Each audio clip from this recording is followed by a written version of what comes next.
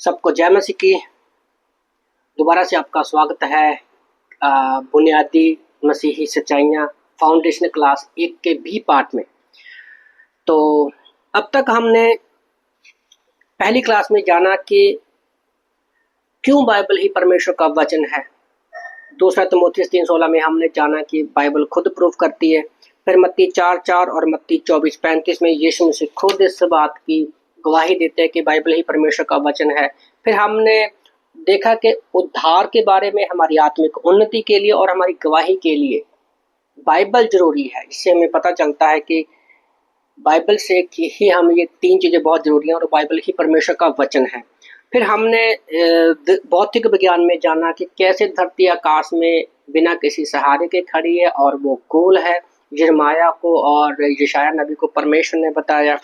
और फिर हम लोगों ने दूसरा पॉइंट देखा था खगोल विज्ञान के विषय में कि कैसे दो लोग तारों की गिनती करते हैं। पहला व्यक्ति कहता है कि 1022 तारे हैं, दूसरा व्यक्ति कुछ सालों के बाद गिनती करता है तो वो कहता है कि 1056 तारे हैं। पर जब गैलीलियो ने टेलीस्कोप दूरबीन बनाई तो उसने क्लियर कर दिया कि उनकी कोई गिनती नहीं की जा सकती। जबकि यिर्मयाह 33:22 में परमेश्वर ने पहले ही 2200 साल पहले ही बता दिया था कि तारों की गिनती नहीं की सकती और ना ही रेत के कणों की।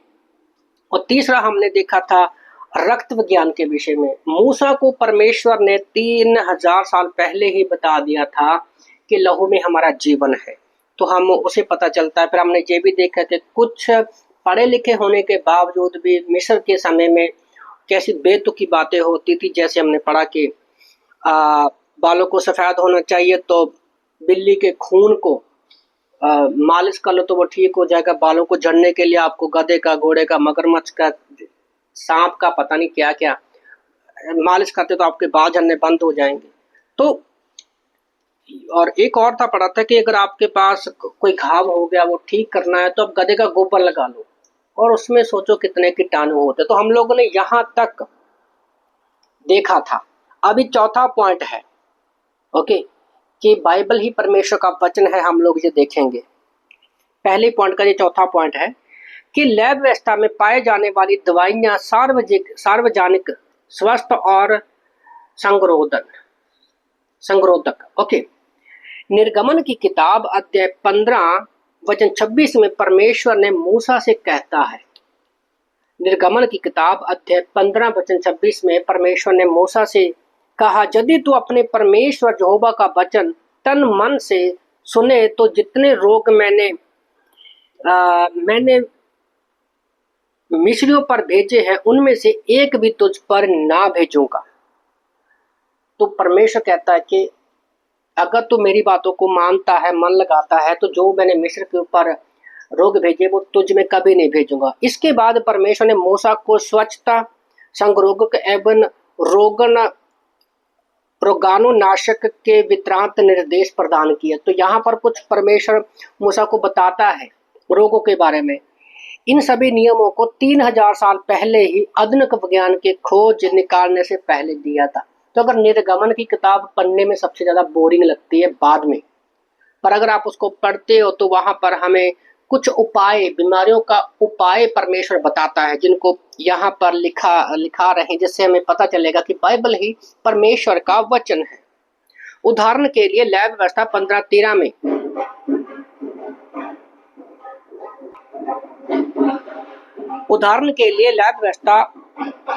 लैब व्यवस्था 15 वचन 13 में हमें रोगाणुनाशक के नियमों के विषय में कुछ पता चलता है। वो कहता है, इजरायली लोग अपने हाथों को किसी ठहरे हुए पानी के बर्तन में या ठहरे हुए पानी के कुंड में ना धोए बल्कि बहते हुए पानी में धोए। तो यहाँ पर हम देखते हैं कि बाइबल में परमेश्वर ने मूसा को पहले ही बता दिया था कि किसी भी रुके हुए पानी में हमें हाथों को नहीं धोना है। बाइबल ने इस बात को सन 1840 ईस्वी विनियाना की एक मसीही डॉक्टर ने किसी गर्भवती मरीज को देखते हुए पहले कर्मचारियों को बहते हुए पानी से हाथ धोने के लिए अभ्यास किया था। इस समय से पहले पहले तक संक्रमण के कारण बहुत अधिक प्रतिशत से माताओं की मृत्यु हो गई थी। तो 1840 में एक मसीही गर्भवती थी, तो वहां पर काफी मौतें हो रही थी। पर उस समय जो भी वहां पर लोग थे जो उनका मरीजों को देख रहे थे, अपने कर्मचारियों को डॉक्टर ने बोला कि पहले तो आप हाथ धोए। ओके, वहां से शुरुआत हुई, क्योंकि उस समय तक वो हाथ धोते नहीं थे। तो वो जैसे ही इस तरह का इलाज करते, उनके शुक्राणु जो थे, बीमारी जो थी आगे आगे फैल रही थी। तो आज हम देखते हैं कि हम हाथों को साफ करते हैं ताकि कीटाणु जो है हमारे हाथों को ना लगे। पर ये बात बाइबल में परमेश्वर ने पहले ही बता दी थी 3000 साल पहले मूसा को, कभी भी किसी रुके हुए पानी में हाथ नहीं धोना, क्योंकि रुका हुआ पानी जो है वो गंदा हो जाता है, उसमें से स्मेल आती है। पर बहता हुआ पानी हमेशा ताजा रहता है, फ्रेश रहता है।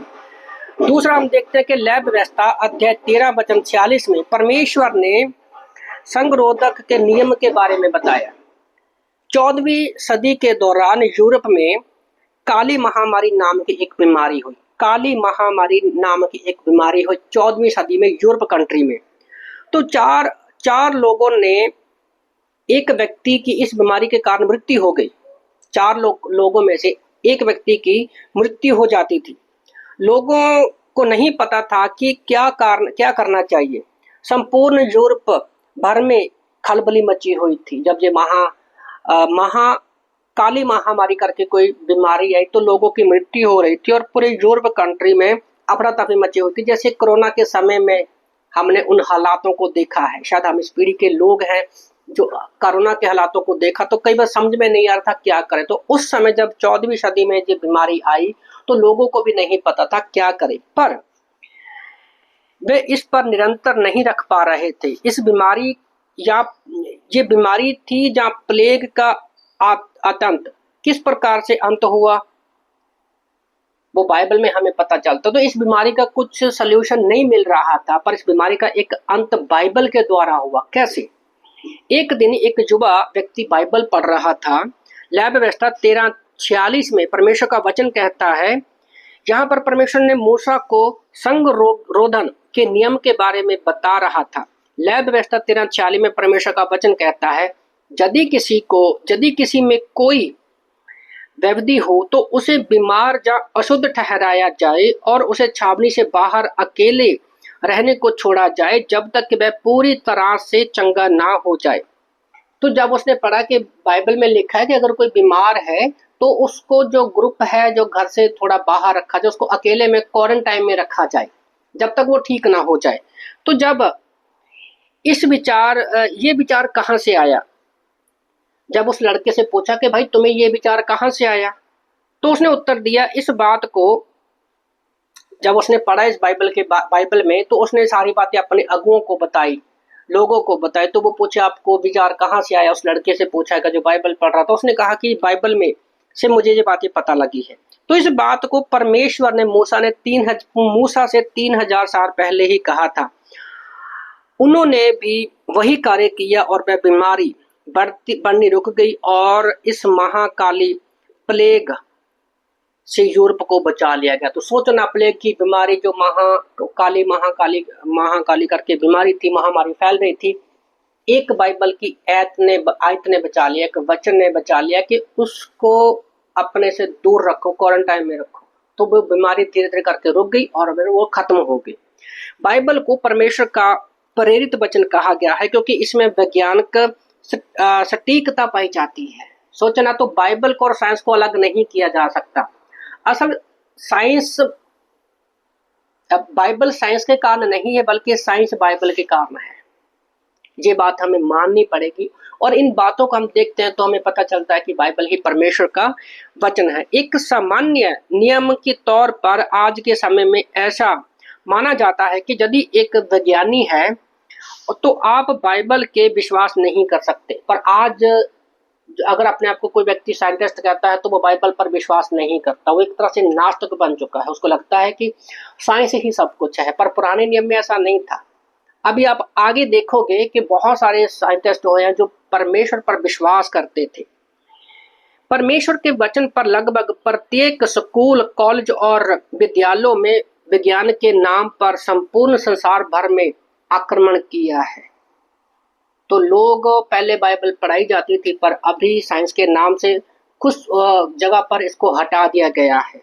फिर भी जब कोई भी विज्ञान के इतिहास के बारे में अध्ययन करता है तो वह आश्चर्य हो जाता है कि अधिकांश आधुनिक विज्ञान के पिता न केवल महान विज्ञानी थे, परंतु वह पूरी तरह से परमेश्वर के वचन पर भी विश्वास करते थे और आश्चर्यजनक वैज्ञानिकों की पूरी सूची पर गौर करें जिन्होंने बाइबल पर परमेश्वर के दैवीय वचन के तौर पर विश्वास किया। तो आज अगर कोई साइंटिस्ट है तो बोलता है कि परमेश्वर नहीं है। बहुत सारे लोगों का ये विश्वास है कि वो बाइबल पर विश्वास नहीं करते हैं।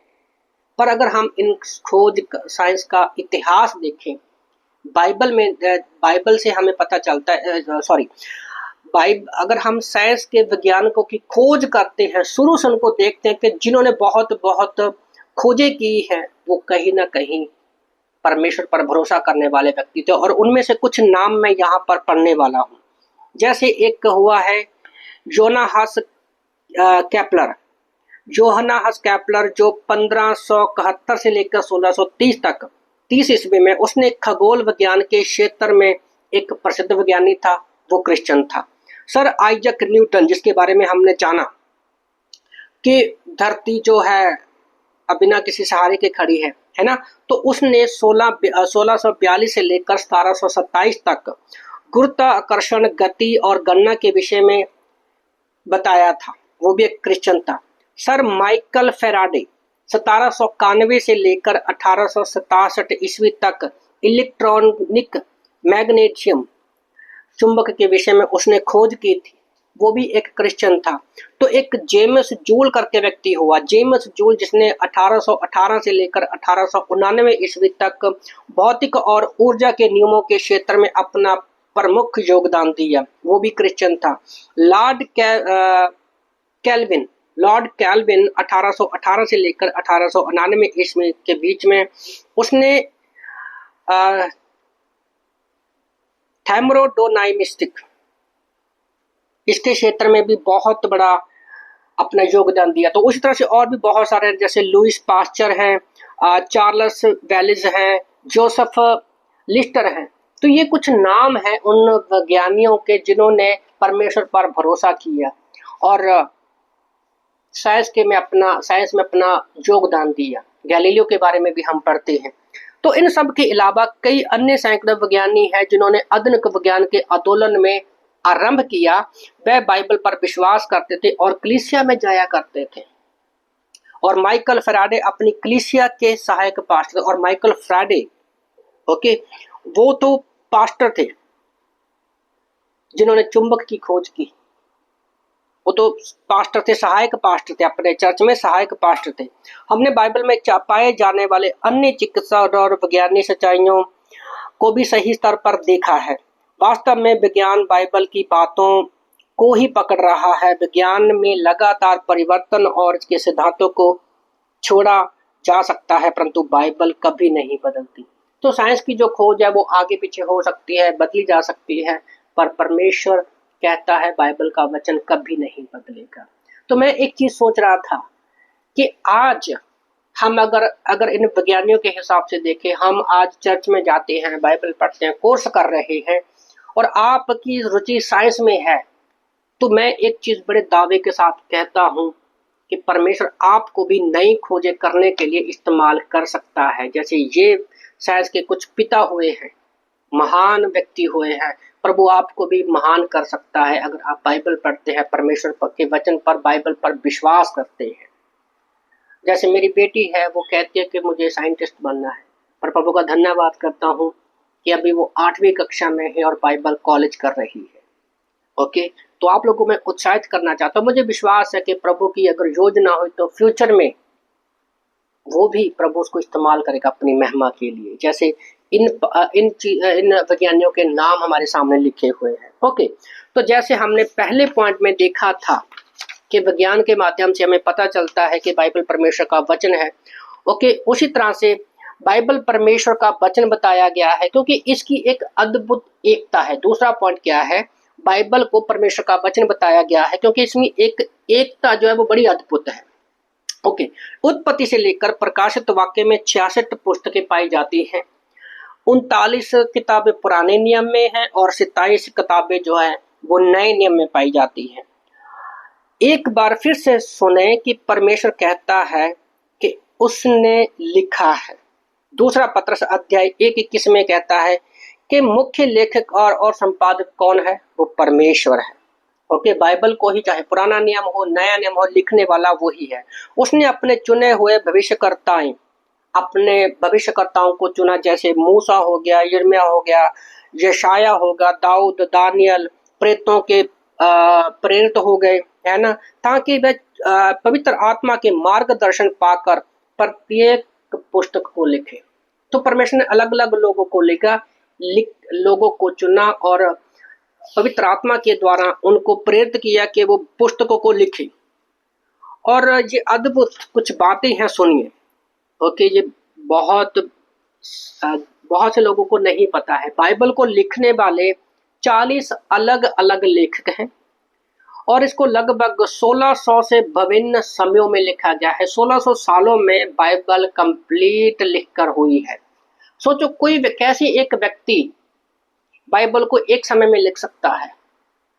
तब तक लिख सकता है जब तक वो व्यक्ति जिंदा है। आज उम्र कितनी है? 70 साल तक भी कोई बड़ी मुश्किल से पहुंचता है। पर सोचो, 1600 साल तक लिखवाने वाला कौन है? वो परमेश्वर है। और ये लोग जो है 13 अलग, जितने भी ये 40 लेखक हैं, ये 13 अलग अलग देशों में और 13 अलग अलग देशों में रहने वाले थे और 3 अलग अलग महाद्वीपों में रहने वाले थे। महाद्वीप जैसे यूरोप हो गया, एशिया हो गया और अफ्रीका हो गया। 40 लोग 13 देशों में अलग अलग रहते हैं और 3 महाद्वीपों में, यूरोप में, एशिया में और अफ्रीका में। तो इनमें कोई एक दूसरे को जानते तक नहीं थे। सोचो, तो इनके बीच में जो एक कार्य करने वाला कौन है? वो परमेश्वर है और पवित्र आत्मा के द्वारा पूरी बाइबल को कंप्लीट करवाया। और इन्होंने 3 भिन्न भाषाओं में लिखा है। ऐसा नहीं कि सबने अलग अलग देश में या द्वीपों में रहते, तो 3 अलग अलग भाषाओं में लिखा गया है बाइबल को, जैसे इब्रानी, यूनानी और Aramaic. Hebrew, Greek and Aramaic भाषा में लिखा गया है। और ये लोग भिन्न भिन्न पृष्ठभूमि से थे। तो इनका जो मतलब एक व्यवसाय था, जो कार्य था, वो अलग अलग तरीके का था। जैसे कुछ चरवाहे थे, कुछ राजा थे, कुछ सैनिक थे, कुछ मछुआरे थे, कुछ विद्वान थे और कुछ इतिहासकार थे। अभी जैसे चरवाहा कौन है? दाऊद, राजा भी दाऊद ही था। ओके, सैनिक, मछुआरे पतरस, ओके, विद्वान, और जैसे डॉक्टर भी हम देखते हैं, लुका की किताब लुका ने लिखी है, वो एक अच्छा डॉक्टर था। और इतिहासकार, बहुत सारे लोगों ने जो अलग अलग बैकग्राउंड से आते हैं, उन्होंने बाइबल को लिखा है। तो इससे पता चलता है कि बाइबल ही परमेश्वर का वचन है। आप इन 66 पुस्तकों में से एक साथ रखें और ये सब मिलाकर पुस्तक की रचना करती है, जिन सब में एक ही कहानी पाई जाती है, उत्पत्ति से लेकर प्रकाशित वाक्य तक। तो इसमें 4 चीजें पाई जाती हैं। सब ने अलग अलग लिखा, पर इसमें 4 चीजें मेन पाई जाती हैं जो परमेश्वर हमें बताना चाहता है। तो सबसे पहला क्या है? इसका मुख्य विषय क्या है? परमेश्वर की उद्धार की योजना। तो हम बाइबल में परमेश्वर का जो इसका मुख्य विषय है कि परमेश्वर ने हमारे सामने एक उद्धार की योजना रखी है कि कैसे हम उद्धार पा सकते हैं। दूसरा, इसका मुख्य हीरो कौन है, नायक कौन है? वो प्रभु यीशु मसीह है। और अगर हीरो है तो उसका विलन भी होगा। तो तीसरा, इसका खतरनाक विलन कौन है, खतरनाक दुश्मन कौन है? वो है शैतान। चौथा है, इनका एक उद्देश्य क्या है? परमेश्वर की महिमा। तो अलग अलग लोगों को लिखने का मतलब, बाइबल के लिखने का मतलब है 4 चीजें हैं। मुख्य उद्देश्य है कि परमेश्वर ने हमारी उद्धार की योजना के बारे में पता चलता है। इसका हीरो यीशु मसीह है, विलन इसका शैतान है, और इसका मुख्य उद्देश्य है परमेश्वर की महिमा करना, क्योंकि जब हम धरती से जाएंगे सब लोग परमेश्वर की महिमा करेंगे। कल्पना कीजिए, 1600 वर्षों में 40 विभिन्न लेखकों ने लिखा, ओके, और जो एक दूसरे को जानते भी नहीं थे उन्होंने लिखा। ओके, फिर भी जब परमेश्वर ने जीवन के प्रत्येक क्षेत्र में 40 विभिन्न विभिन्न लेखकों को उपयोग में लाया, उनके लेखकों को एकत्र किया, इकट्ठा किया, ये परमेश्वर के सत्य और खूबसूरत भवन की रचना करता है। प्रत्येक लेखक ने इस प्रकार से लिखा कि कई सदियों पहले किसी अन्य लेखक के द्वारा लिखे गए लेख को पूरी तरह से मिल गया और पूर्ण किया। तो आधा अधूरा लिखा है अलग लेखकों ने, पर परमेश्वर ने किसी दूसरे व्यक्ति के द्वारा उसको पूरा किया गया है। जो ये दूसरा पॉइंट भी है कि ये जो एकता है, अलग अलग लोगों ने द्वीपों में और देशों के द्वारा लिखा गया, फिर भी इसमें अद्भुत एकता पाई जाती है जो दुनिया की और किसी भी बुक में नहीं पाई जाती। तो इससे पता चलता है कि बाइबल ही परमेश्वर का जो वचन है। ओके, तो तीसरा पॉइंट है कि क्यों बाइबल परमेश्वर का वचन है, क्योंकि इसमें लिखी हुई भविष्यवाणियां पूरी हुई है, इसमें बातें कही गई है जो पूरी हुई है। इससे पता चलता है कि वो परमेश्वर का वचन है। डॉक्टर ग्रांट जेफरी एक बुक लिखते हैं जिसका नाम है signature of God, the signature of God नामक एक पुस्तक लिखी, जिसमें वह कहते हैं परमेश्वर किस प्रकार से सिद्ध कर सकता है कि बाइबल अन्य दार्शनिकों के द्वारा लिखित अन्य धार्मिक पुस्तकों की तुलना में किस प्रकार से स्वयं का सत्य और मानव जाति को दिया गया है। ये दिव्य प्रकाश कैसे दिया गया है हम आगे देखेंगे। एक ग्रॉट जेफरी करके व्यक्ति हुआ है, उसने अपनी the signature of God book में ये सारी बातें हैं। ओके, कि उसने ये लिखा है, अपने ही दावों के अनुसार भविष्यकर्ताओं को कहने और बाद में उसे पूरा करने के द्वारा किया है। तो परमेश्वर ने सिर्फ पहले भविष्यकर्ताओं को बोला और फिर पूरा किया, ये बहुत बड़ी बात है। ओके, परमेश्वर के अलावा और कोई भी भविष्य में होने वाली विस्तार की बातों को नहीं जान सकता। परमेश्वर ही भविष्य की बातों को जान सकता है। वो हमारा पास्ट जानता है, हमारे पैदा होने से पहले के बारे में जानता है, और भविष्य में क्या होगा वो जानता है। भविष्य के बारे में ना ही शैतान और ना ही उनकी दुष्ट आत्माएं बता सकती हैं। फिर भी 2500 साल पहले भविष्यकर्ता यशाया ने नीचे सर्वशक्तिमान परमेश्वर को इन वचनों को प्राप्त कर लिया था। यशाया की किताब अध्याय 46 वचन 9-10 में परमेश्वर का वचन कहता है, प्राचीन काल की बातों को स्मरण करो जो आरंभ ही से, क्योंकि मैं ही परमेश्वर हूँ और मेरे तुल्य कोई नहीं है। मैं ही परमेश्वर हूँ और मेरे तुल्य कोई नहीं है। मैं अंत की बात आदि से और जो बातें अब तक नहीं हुई है उसे प्राचीन काल से ही बताते आया हूँ। मैं कहता हूँ कि मेरी योजना स्थिर रहेगी और मैं अपनी इसी इच्छा को पूरा करूंगा। तो परमेश्वर ही है जो शुरू में उसने स्टार्टिंग में हजारों साल पहले कही, और हजारों सालों के बाद बहुत से लोग आए चले गए, परमेश्वर ने उनको पूरा किया। ओके, तो बाइबल में 8352 आयतें हैं। बाइबल में टोटल जो वचन है 8352 आयतें के में लगभग 737 अलग अलग विषय हैं।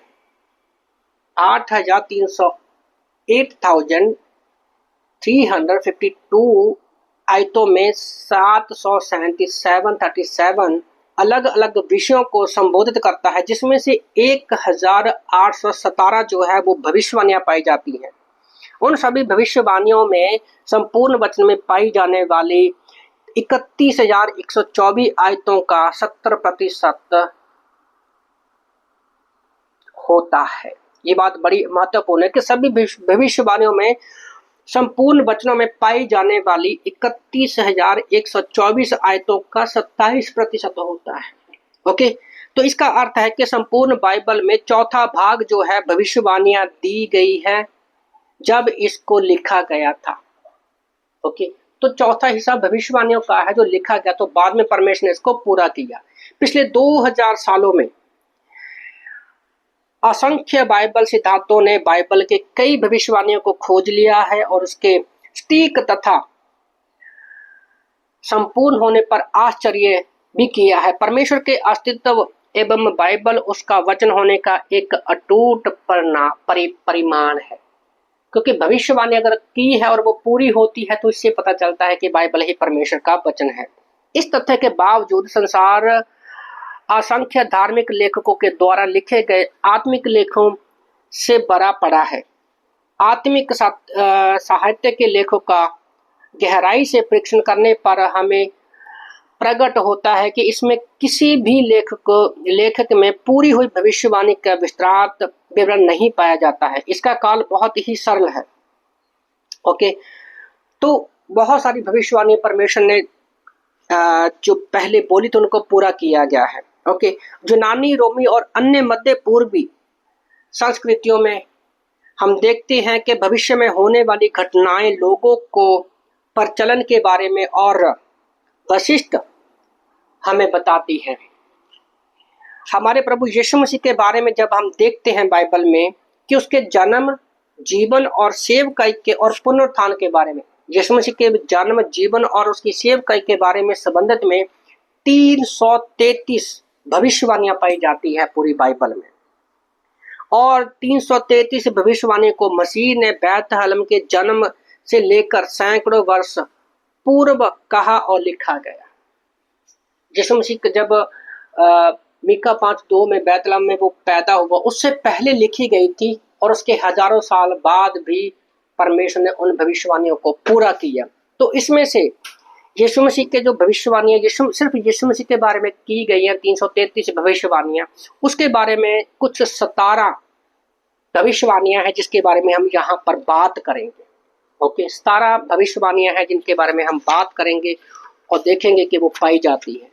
ओके, मसीह का जन्म बैतलहम में होगा, ये वचन लिखा गया था मीका की किताब अध्याय 5 वचन 2 में। ठीक है, कि वो बैतलहम में पैदा होगा। ये भविष्यवाणी लगभग 500 साल पहले ईसा पूर्व भविष्य में की गई थी और ये भविष्यवाणी पूरी होती है 2001 में। मत्ती की किताब अध्याय 2 वचन 1 में ये भविष्यवाणी पूरी होती है। दूसरी भविष्यवाणी यीशु मसीह के बारे में पहले की गई कि जंगल में संदेशवाहक भेजा जाएगा। यशायाह नबी की किताब अध्याय 40 वचन 3 में हम पढ़ते हैं। ये भविष्यवाणी लगभग 700 ईसा पूर्व पहले की गई थी और ये हम पूरा होते देखते हैं मत्ती की किताब अध्याय 3 वचन 1 और 2 में ये बात पूरी हुई। ओके, संदेशवाहक मतलब एलिया के बारे में पहले हम लोग इसके बारे में एक्सप्लेन नहीं करूंगा। तो भविष्यवाणी कब की गई और कहाँ पूरी हुई और कितने साल का फर्क है, ये यहाँ पर मैं बता रहा हूँ 17 चीजें, जिससे हम जानेंगे कि ये बाइबल ही परमेश्वर का वचन है। तो मसीह यरूशलेम में एक गधी के बच्चे पर आएगा, जकरिया 9:9 में ये बात बोली गई थी और 500 साल बाद ये भविष्यवाणी पूरी होती है। लुका की किताब अध्याय 19 वचन 35 से लेकर 37 में ये वचन पूरा होता है। चौथी भविष्यवाणी है कि मसीह को उसका मित्र धोखा देगा। ये भजन संहिता 41:9 में ये भविष्यवाणी की गई थी और ये भविष्यवाणी कम से कम 500 साल ईसा पूर्व पहले की गई थी और इस भविष्यवाणी को हम पूरा होते देखते हैं मत्ती 26:47-48 में, जब यहूदा ने उसको धोखा दिया। 5वां, मसीह को 30 चांदी के सिक्कों के लिए धोखा दिया जाएगा। ये भविष्यवाणी जकरिया नबी ने जकरिया की किताब अध्याय 11 वचन 12 में इस भविष्यवाणी को लिखा था ईसा मसीह से 500 साल पहले और ये भविष्यवाणी हम पूरा होती है मत्ती की किताब अध्याय 26 वचन 5 में ये बात पूरी होती है। तो इसी तरह से 6वें जो भविष्यवाणी की गई थी कि पकड़वाने वाले पैरों को मंदिर में फेंक दिया जाएगा और उसका उपयोग एक कुम्हार का खेत खरीदने के लिए किया जाएगा। मसीह को पकड़वाने वाले पैसों को फेंक दिया जाएगा और उसका उपयोग कुम्हार एक खेत खरीदने के लिए करेगा। तो ये वाणी जो भविष्यवाणी की थी जकरिया की किताब अध्याय 11 वचन 13 में इस भविष्यवाणी को पूरा कर बोला गया था। पर भविष्य में ईसा पूर्व 500 साल पहले जो भविष्यवाणी की गई और हम इसको पूरा होते देखते हैं मत्ती की किताब अध्याय 27 वचन 5 और 6 में। इस बात को हम पूरा होते देखते हैं कि जो चांदी के सिक्के लेकर गया था, चांदी के सिक्का लेकर गया था, कैसे वो फेंक कर चला गया और कैसे उसका एक खेत मोल लिया गया। तो साथ भी है मसीह अपने आरोप लगाने वालों के सामने खामोश खड़ा होगा। लोग यीशु पर दोष लगा रहे थे। ये बात यशायाह नबी ने यशायाह की किताब अध्याय 53 वर्ष 53 वचन 7 में लिख दी थी और 750 ईसा पूर्व इस बात को लिख दिया गया था। और ये बात पूरी होती है जब यीशु को क्रूस पर चढ़ाया गया। मत्ती की किताब अध्याय 27 वचन 12 से 14 में हम इन वचनों को पूरा होते देखते हैं। तो उसी तरह से यीशु मसीह को कोड़े मारे जाएंगे, यशायाह 53:5 में लिखा था और ये भविष्यवाणी 700 ईसा पूर्व पहले लिखी गई थी और मत्ती 27:26 में इस बात को हम पूरा होते देखते हैं। और फिर ये लिखा अनोबा जो है मसीह के ऊपर थूका जाएगा, पीटा जाएगा, 700 साल पहले ही ईसा पूर्व की लिख दी गई थी यशायाह 50:6 में। और यही भविष्यवाणी 26:67 में 26 वर्ष 67 में इस वचन को हम पूरा होते देखते हैं। 10वां हम देखते हैं मसीह के हाथों पैरों में छेदा जाएगा। ये भविष्यवाणी जो 1500 साल ईसा पूर्व लिखी गई थी और हम इसको पूरा होते देखते हैं लुक्का की किताब अध्याय 23 वचन 33 में।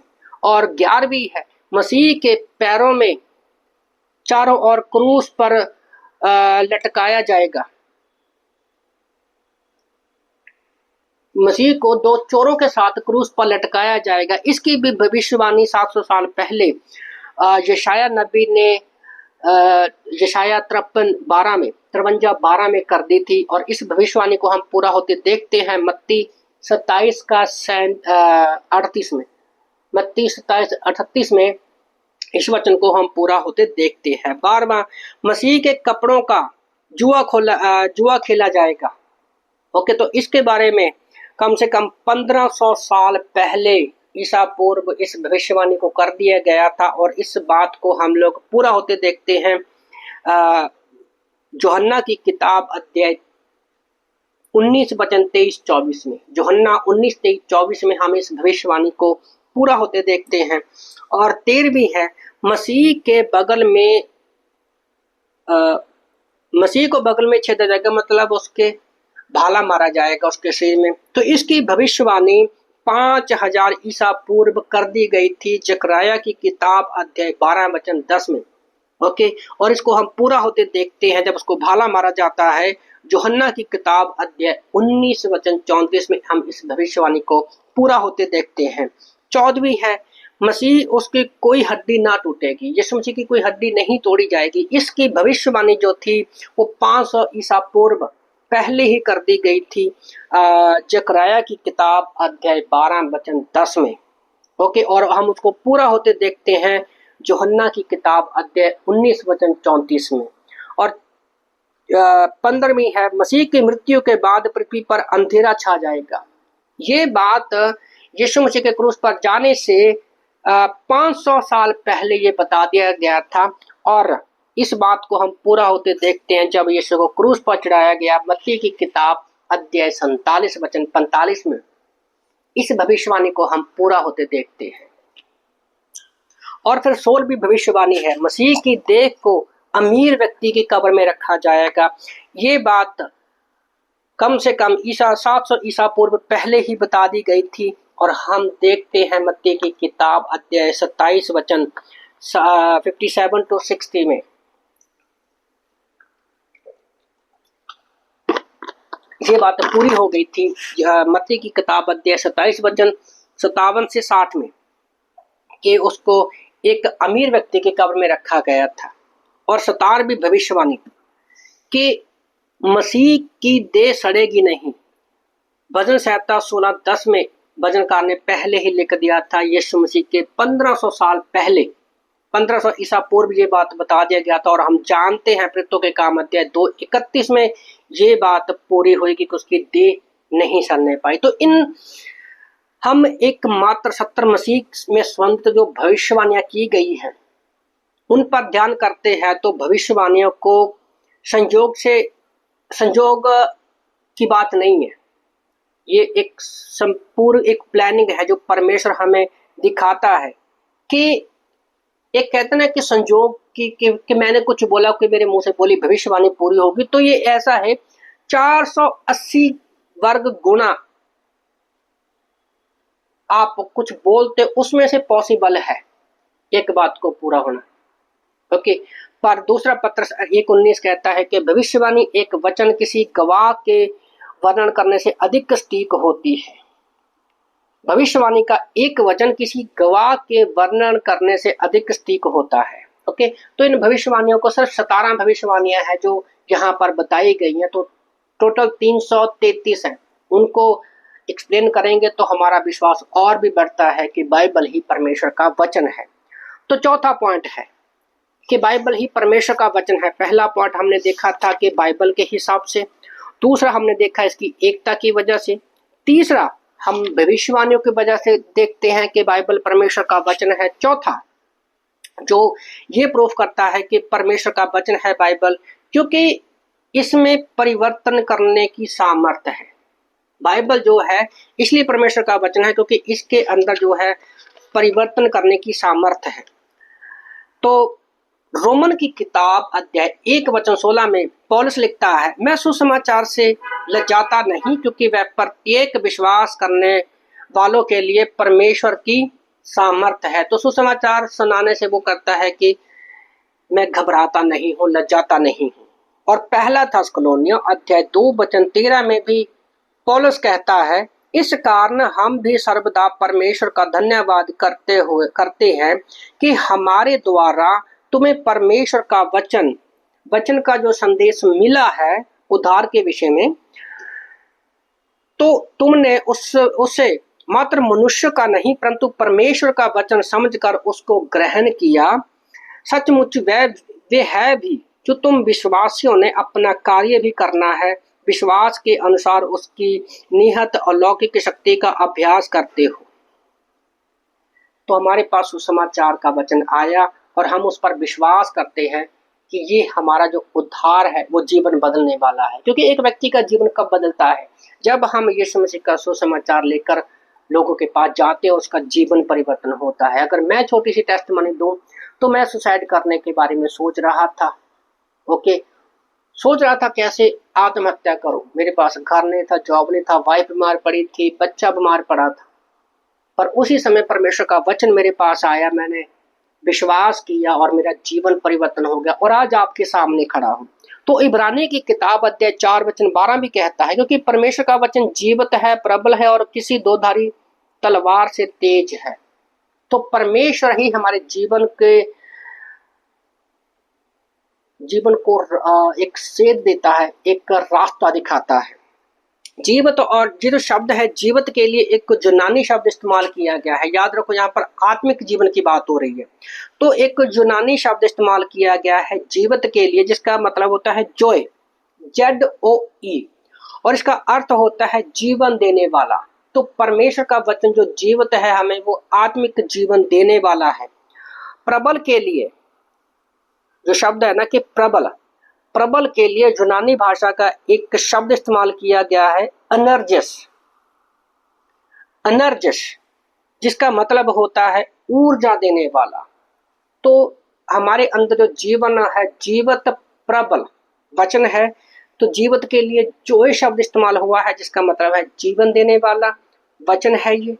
ओके, और दूसरा हमारे जीवन को बदलने वाला है, दूसरा है एनर्जी देने वाला। तो ये परमेश्वर का वचन ही जो है हमें बदल सकता है।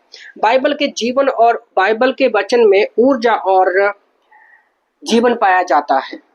हमने अन्य पुस्तकों में भी पढ़ा है, परंतु ये पुस्तक हमें पढ़ते हैं, बहुत सारी किताबें पढ़ते हैं। मैंने भी बहुत सारी किताबें पढ़ी थी, पर किसी ने भी मेरा जीवन नहीं बदला। सुसाइड में इसलिए करने जा रहा था क्योंकि वो जो ज्ञान मैंने किताबों से लिया था मेरे काम नहीं आया, क्योंकि मैं 6 क्लास से ही बाइबल पढ़ने का बाइबल को छोड़ अन्य किताबें पढ़ने का शौक रखता था।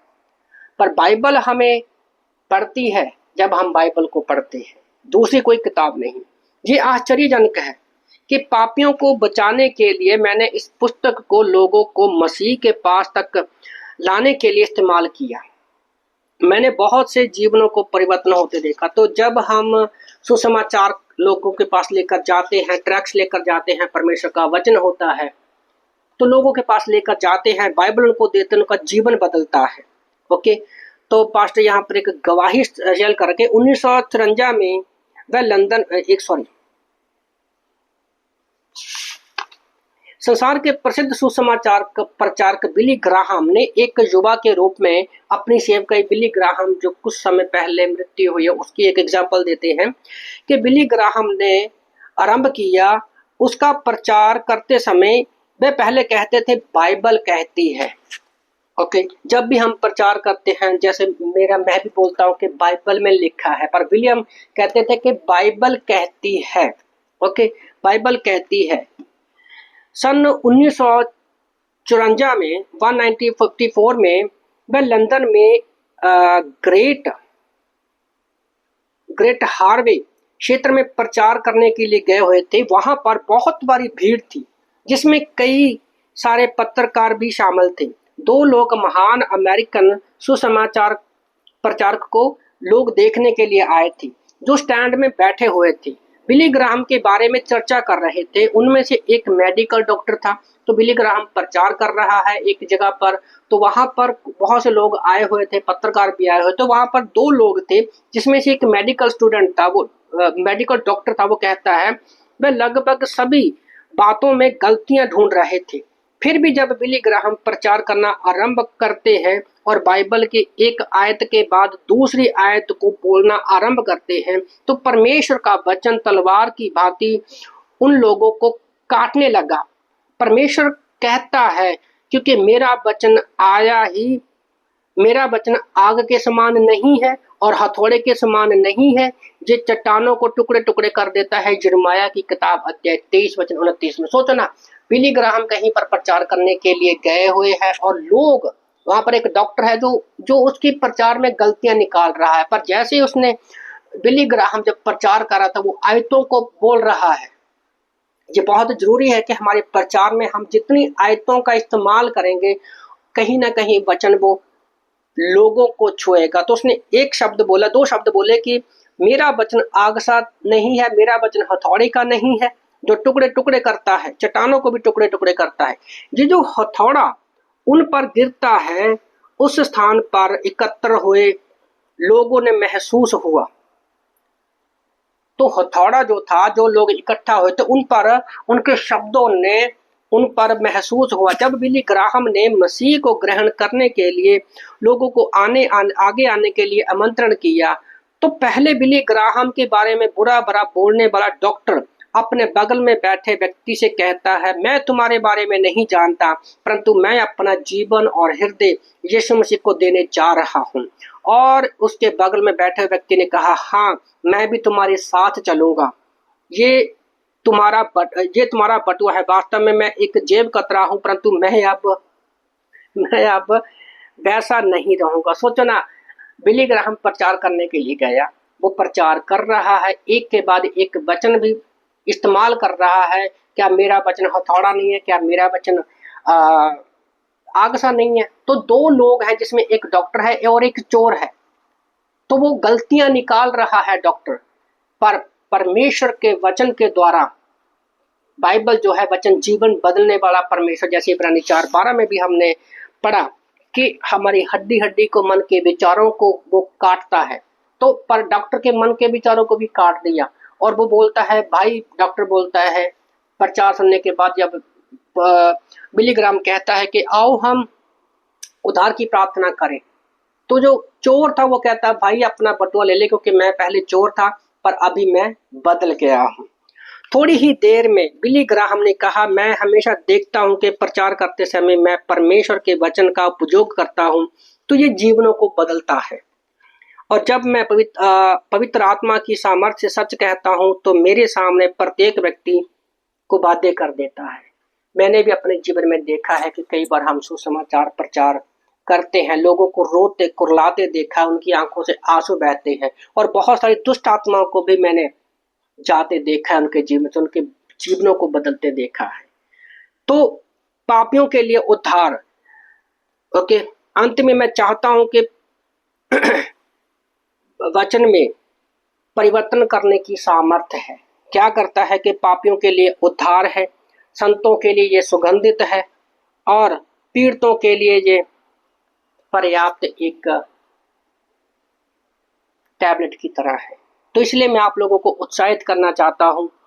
पास्टर कहते हैं कि मैं उत्साहित करना चाहता हूं कि आप परमेश्वर पर भरोसा रखिए।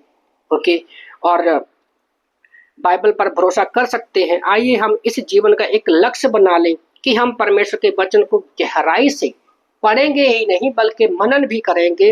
यदि आप ऐसा करेंगे तो बाइबल आपको मार्ग के लिए हमेशा हमेशा के लिए ज्योति के कार्य करती रहेगी और आपके जीवन तथा परिवार के लिए मार्गदर्शन एवं बुद्धि के अलावा बुद्धि को उपलब्ध करवाएगी। स्मरण रखो, जब आप बिना दृढ़ विश्वास के साथ नहीं मानोगे कि बाइबल ही परमेश्वर का वचन है, तब तक आप एक परिपक्व मसीही नहीं बन सकते। हालांकि यदि आप इस पर पूरी तरह से विश्वास करते हैं, इस पर अध्ययन करते हैं, इसका पालन करते हैं, तो आप आशीषित होंगे। तो बाइबल ही परमेश्वर का वचन है। आज हमने इसमें देखा, इन क्लास पार्ट 1 और पार्ट बी में हमने देखा कि कैसे हम ये प्रूफ कर सकते हैं कि बाइबल ही परमेश्वर का वचन है। तो सबसे पहले हमें इस पर विश्वास करना चाहिए और जब हम लोगों के बीच में जाकर इसको बताएंगे परमेश्वर के बारे में कि उद्धार की योजना इसके बारे में है, तो आप बहुत सारी आशीषों को पाएंगे। तो आइए हम क्लास को यहीं पर खत्म करते हैं और क्लास के नोट्स मेरे पास अवेलेबल हैं। जो भी क्लास करता है उसके नोट्स आप मेरे पास से ले सकते हो और इस क्लास के असाइनमेंट भी है। कुछ खाली स्थान भरने को कहा गया है और 1-2 क्वेश्चन है, तो वो आप लोग कर सकते हो। A4 साइज में आप उन क्वेश्चनों को लिखकर और अच्छी हैंडराइटिंग में आप हमें भेज सकते हैं। आप अपना नाम, शिक्षक का नाम और डेट कौन सी है उसमें आप हमें भेज सकते हैं इन क्लासेस को। तो नोट्स जो है आप हमारे पास से ले सकते हो। तो और याद रखिए, इस क्लास के नोट्स जो है आपको 1 हफ्ते के अंदर अंदर, मतलब जिस दिन आप ये क्लास कर रहे हो उस दिन के आने से पहले पहले आपको इन नोट्स को सबमिट करना बहुत जरूरी है। आइए हम प्रार्थना करते हैं। सर्वशक्तिमान परमेश्वर प्रभु यीशु, हम आपकी महिमा करते हैं प्रभु, धन्यवाद करते हैं आज के दिन के लिए। प्रभु प्रार्थना करता हूँ इस क्लास के द्वारा हमने जाना कि बाइबल ही परमेश्वर का वचन है, जो कि बाइबल आप खुद हो, वचन आप खुद हो। पिता परमेश्वर, आप हमारी सहायता करें, मदद करें। प्रार्थना प्रभु यीशु के नाम से मांगते हैं, आमीन आमीन। सबको जय मसीह की।